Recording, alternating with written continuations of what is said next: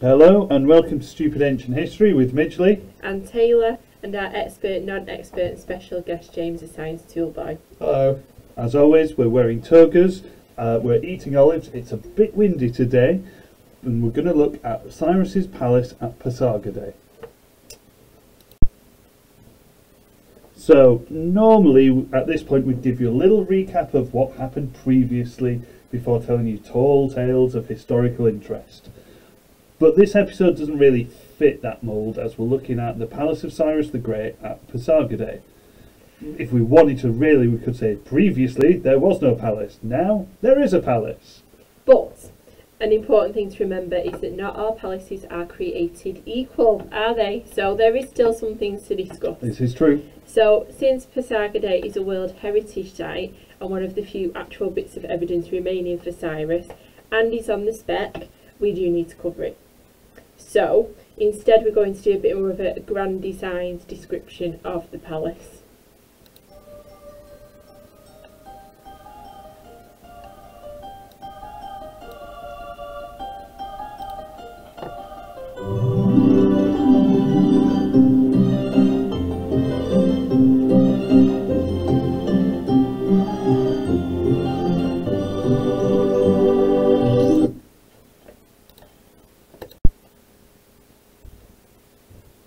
So if we're thinking about location, obviously,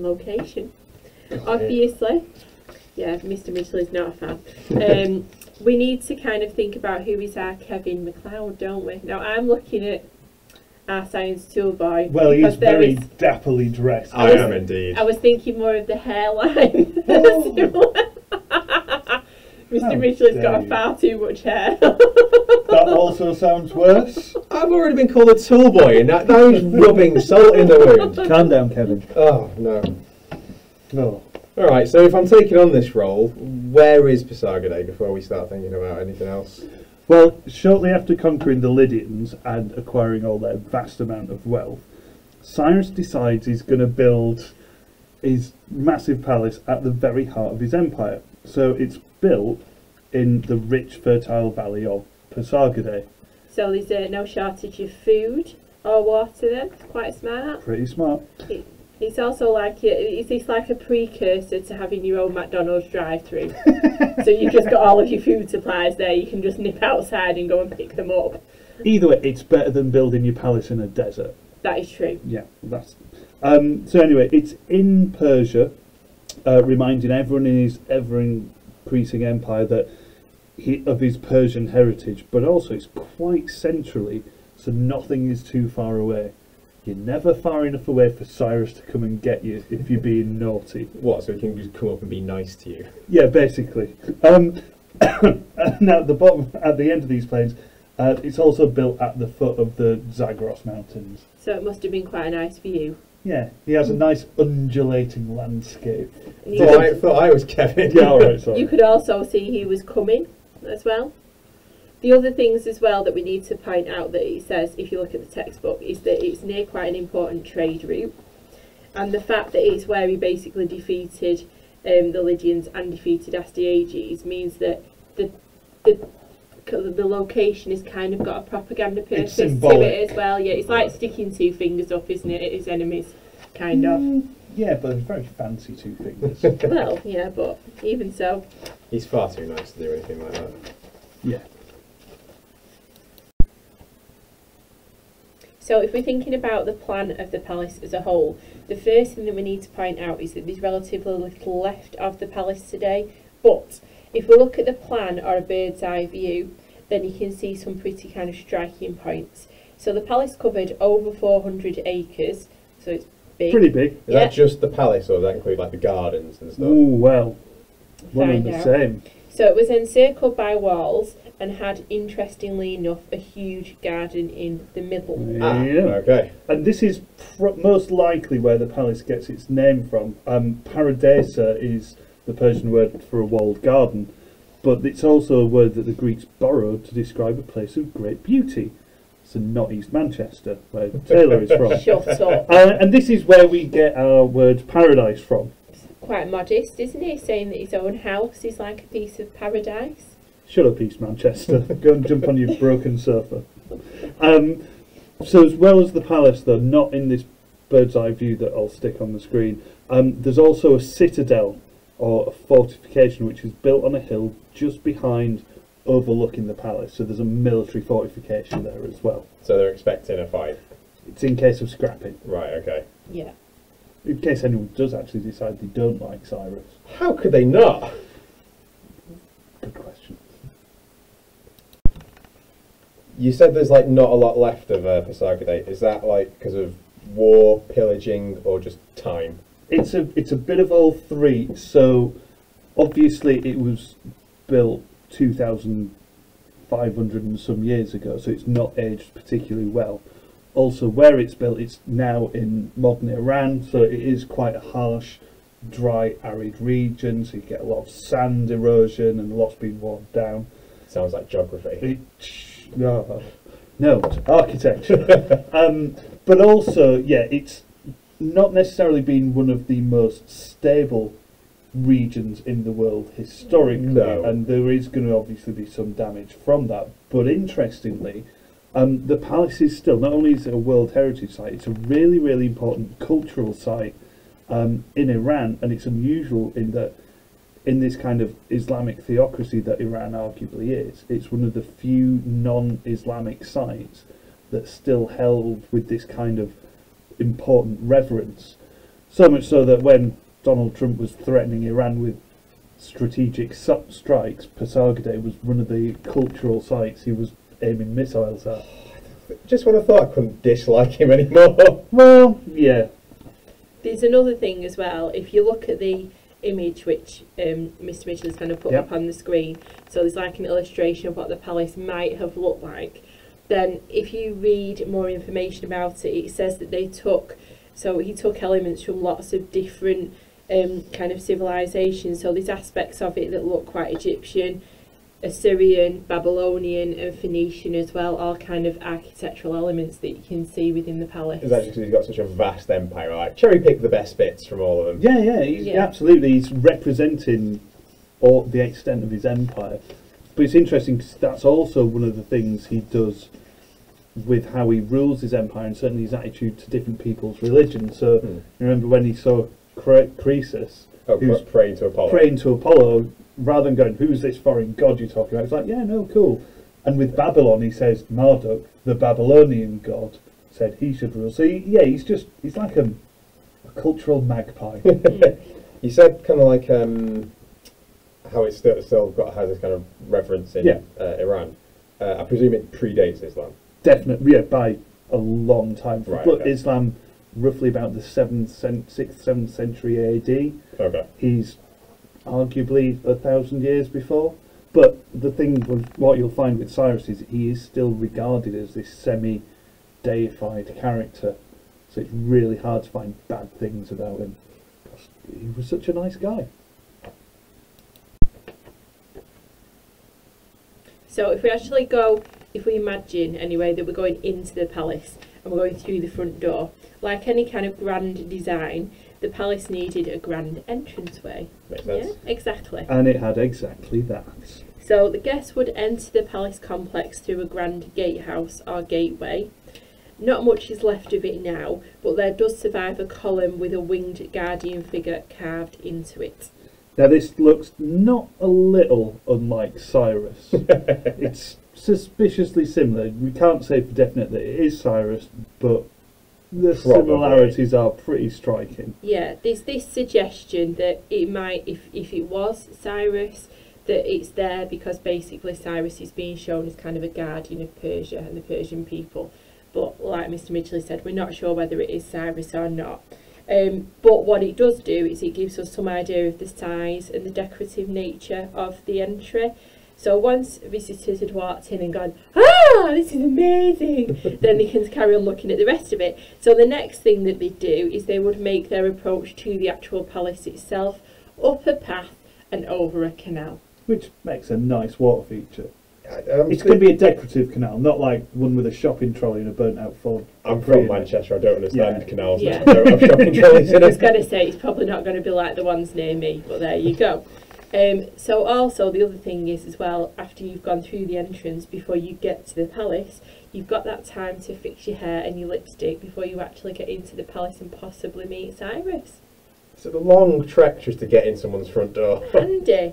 Although if it's really bad weather, then that's probably a disadvantage. It's Iran. It's not going to be that bad.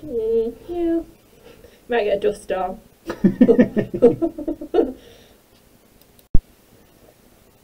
Now, interestingly, if you look at the plans of the actual palace, Pasargadae has not one, but 2 palaces. Why? Well, we'll get to that. These are excitingly known to archaeologists as Palace P and Palace S. God, you're an exciting bunch. We are. So Palace P is Cyrus's official residence. This is where he lived. Okay. Palace S is for receiving visitors. So even if you went to see him, you wouldn't necessarily get into his part of the palace. It's basically got a granny flat. Bit fancy. Fancy granny flat. So the thing to remember is P is personal or private and S is seeing people. Makes perfect sense. It does. So Palace S is obviously quite a grand affair. If you're receiving official visitors there, you want to be showing off your fanciness. It's like, I don't know if your elderly relatives were the same, but my gran for years would not let anyone in the front room unless they were special visitors. Oh, no, my gran would jump on the sofa. Yeah. But it's that kind of room that you only use for special occasions. Yeah. The way you didn't have one of them because I'm from East Manchester. What, a front room? Yeah, no. A room. So it's a grand affair. It's there to show off how great he is when people come and visit him. It's got a columned hall with decorated carvings of lions surrounded by fancy porticos and pillars. It would have had a quite high roof. It would have been very ornate, very decorative. So on the entrance to the hall, there's also the remains of carvings of, and I quote, a warrior, a lion demon, a divine figure, and a bullman. Standard, I've got those in my house. Exactly. Now, by far the most striking feature of the palace obviously would have been the massive gardens in the middle. And just to give you an idea, it's not Pasargadae, but it's a similar style of Persian garden that we'll put on the screen up here. So this garden would have been filled with all manner of nice, fragrant and sweet-smelling plants, fruit trees, flowers, and the accompanying wildlife, bees and birds flittering around. And where are they getting the water from? These very nice gardens and canals from? well, again, this is one of the things, the signs of kind of importance in a dry, arid state like somewhere like Persia, Iran. They've got all the water, so that's the decoration in itself. Does that not just annoy the citizenship going like, we need water too? Yeah, it's not the Sahara, it's not that dry, but yeah, the water makes a very key feature to it. If you go to places like Morocco or North Africa or even Italy, some of the gardens in Pompeii particularly, they're all built around these water features with nice plants. It would have a cooling effect, so it's a nice place to hang out.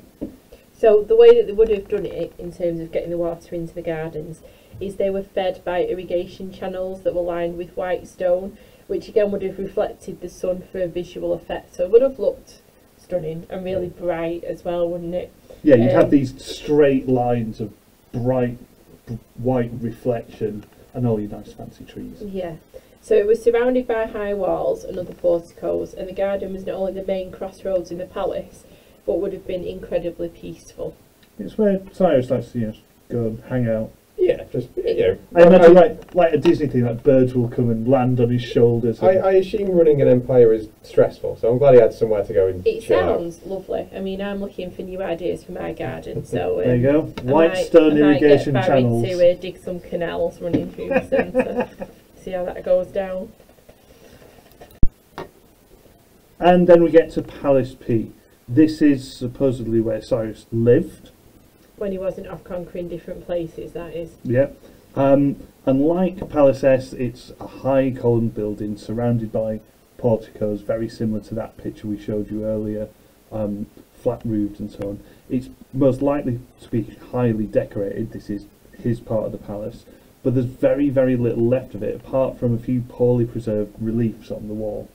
So it's placed towards the back of the palace, not only so Cyrus gets the best view of the gardens, but also so he's the furthest away from any hassle.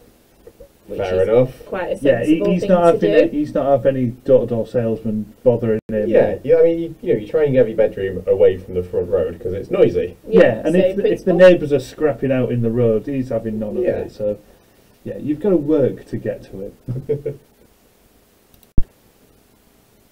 So if we're thinking about the walls and pavilions, the whole of the palace complex was surrounded by an outer, presumably defensive wall by the gateway, but also an inner wall which will provide a sense of security and a decorative backdrop to the gardens.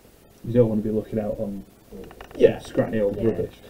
It's also important to note, again, showing off that the entirety of Pasargadae's buildings were made from stone. This is really unusual at the time because most of the buildings, even kind of larger, more significant buildings, public buildings, or even other palaces, largely were being built out of mud brick and wood. So this would have really stood out then, wouldn't it? Yeah, It would have been a wonderful spectacle to behold, a bit like the Taj Mahal, I suppose. Yeah, or some of the massive temples in Egypt Yeah. that are obviously, the Taj Mahal is obviously much Yeah, later on. yeah. But yeah, it's similar to kind of the Egyptian stone buildings. So as well as that, around the edges you've got two pavilions, and their kind of main purpose seems to be to sit and look at the gardens, kind of showing how impressive they were. So this is possibly where we might have taken visitors to look at them to get a better view. Yeah, Don't know. think of it like, you know how people have gazebos in the gardens. If Yeah. you've got a particularly nice overview, that's what these are for. It's somewhere where you can go, oh, let me come over here and show you this bit of my garden. It's Yeah. showing again, isn't it, that the palace is a piece of PR.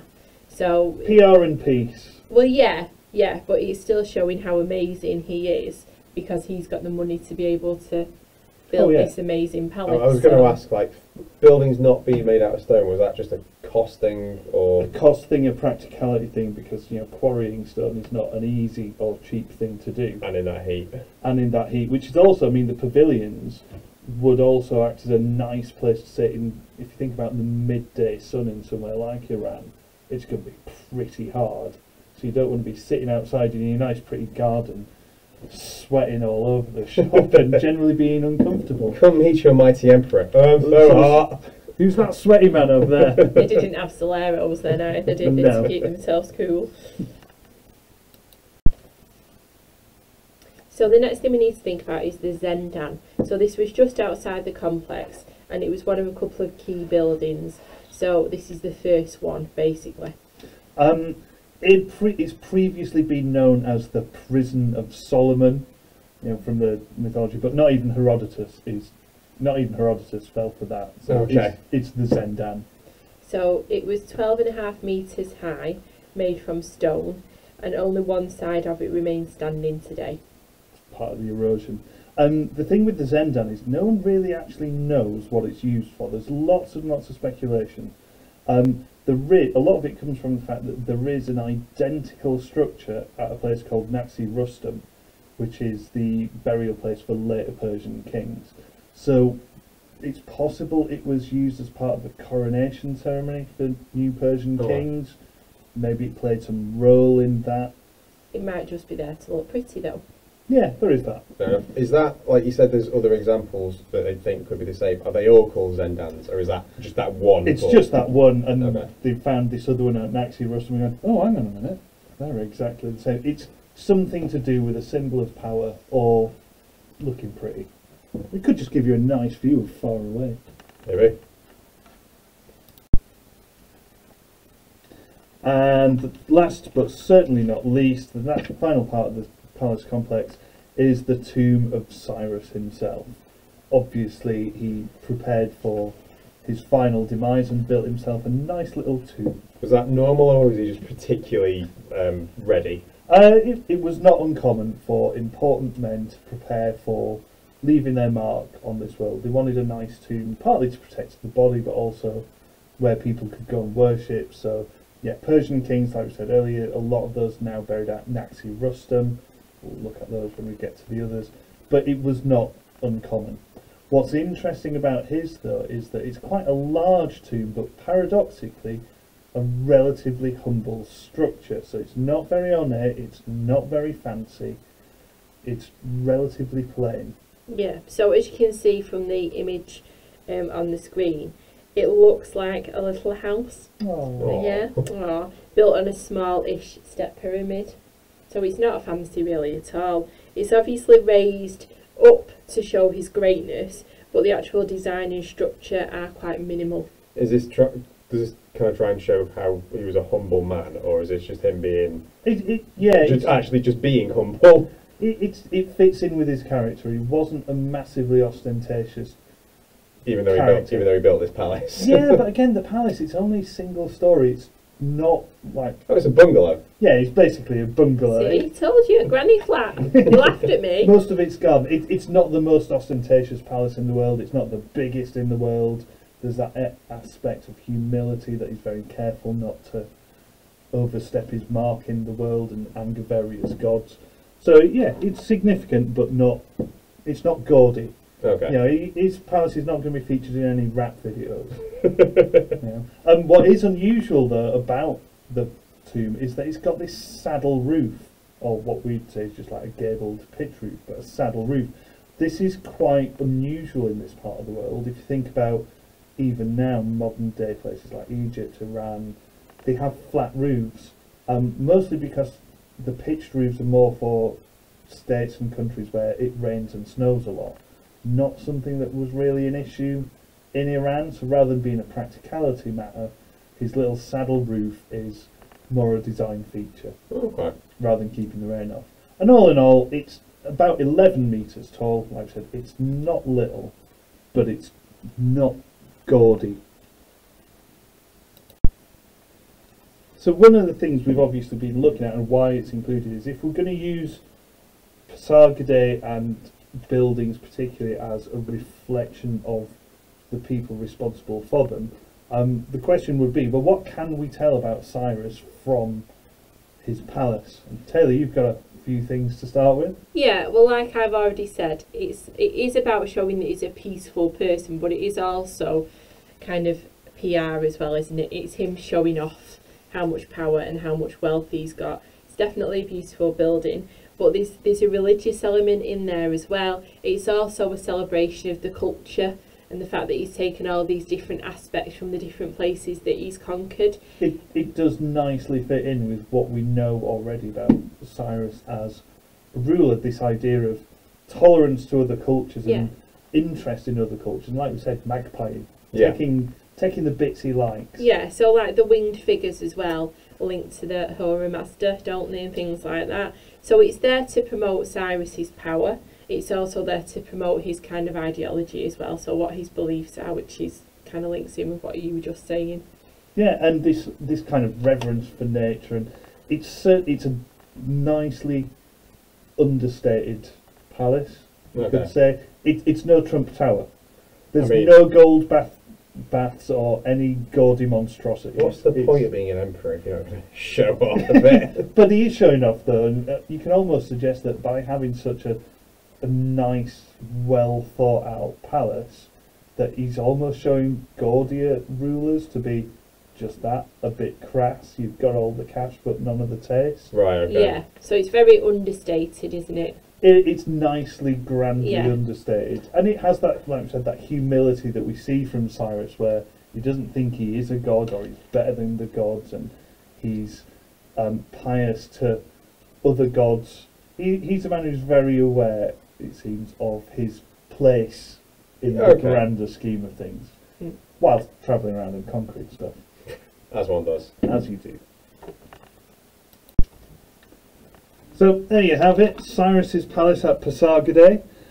Thank you for listening. We hope this has been helpful. Leave us a comment below, and until next time, bye. Bye. Bye.